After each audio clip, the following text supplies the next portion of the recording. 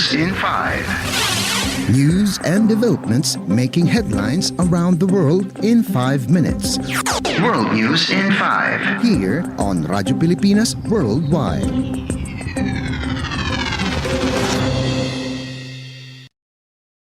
Good day. This is World News in 5 here on Radyo Pilipinas World Service. The Israeli military said on Wednesday it carried out airstrikes in northern and southern Gaza a day after the United States vetoed a United Nations or UN Security Council resolution that called for an immediate humanitarian ceasefire, scaled up aid access, and rejected the forced displacement of Palestinians. The Israel Defense Forces or IDF reported killing dozens of militants, including in the Khan Yunis area of the southern part of the Gaza Strip. The Hamas-run health ministry in Gaza said on Wednesday it recorded 118 deaths during the past day, pushing the total number of Palestinians killed to 29,313, with another 69,333 injured since the war began in October. U.S. Ambassador to the UN Linda Thomas-Greenfield of the Algerian drafted resolution said that demanding an immediate unconditional ceasefire without an agreement requiring Hamas to release the hostages will not bring about a durable peace.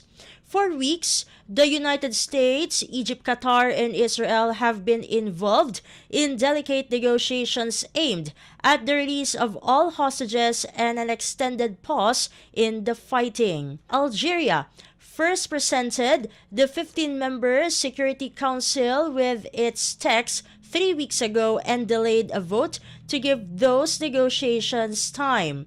But the country's ambassador, Amar Benjama, said silence is no longer an option and it's time for the council to act.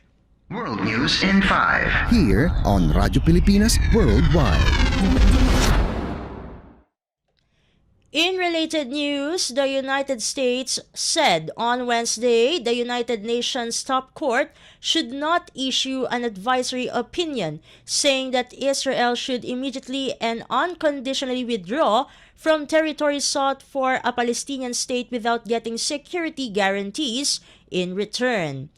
Acting State Department Legal Advisor Richard Vicente told a 15-judge panel at the International Court of Justice in The Hague that it should not seek to resolve the decades-long Israeli-Palestinian conflict through an advisory opinion addressed to questions focusing on the acts of only one party, Israel. The U.S. defense of Israel came on the third day of a week of hearings. The UN General Assembly asked the court for a non-binding advisory opinion on the legality of Israel's policies in the occupied territories which it annexed after a 6-day Arab-Israeli war in 1967. 52 countries are offering their views on the Israeli occupation, with most demanding that Israel yield control. Vicek said the court can address the questions before it within the established framework based on the Land for Peace principle and within the parameters of established principles of occupation law. But he said that any opinion the court hands down will have consequences for the parties to the conflict and for the ongoing efforts for all of those working to achieve a durable peace.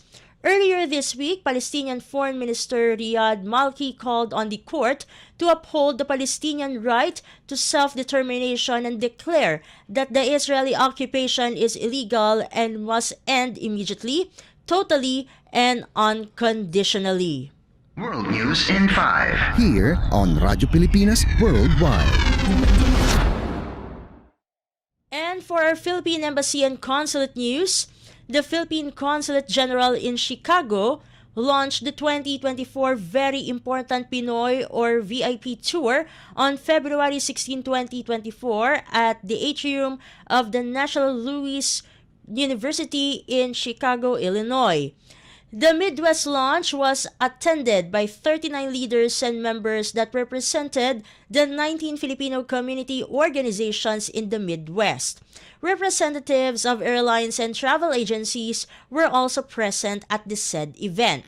Philippine Consul General J. Susana V. Paez opened the event with her welcome address, where she invited the leaders and members of the community to join the tour and serve as Philippine tourism ambassadors moving forward. She also invited the different community leaders and members to work hand in hand with the consulate as it strives to continually improve the VIP tour. The Department of Tourism's new campaign, Love the Philippines, was also presented by New York-based tourism attaché Francisco Lardizabal, which lays the groundwork for the itinerary of this year's VIP tour.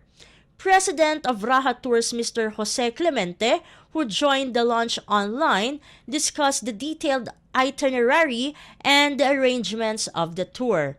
The VIP Tour, also formerly known as the Ambassador Consuls General and Tourism Directors Tour, is a tourism initiative of the Department of Foreign Affairs through the Philippine Embassy and different consulates in the United States and the Department of Tourism.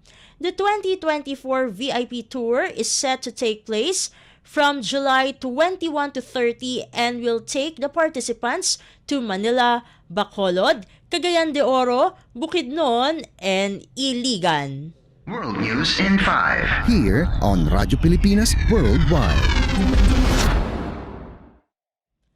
And that concludes today's edition of World News in 5. For Radyo Pilipinas World Service, this has been Steph Vicente.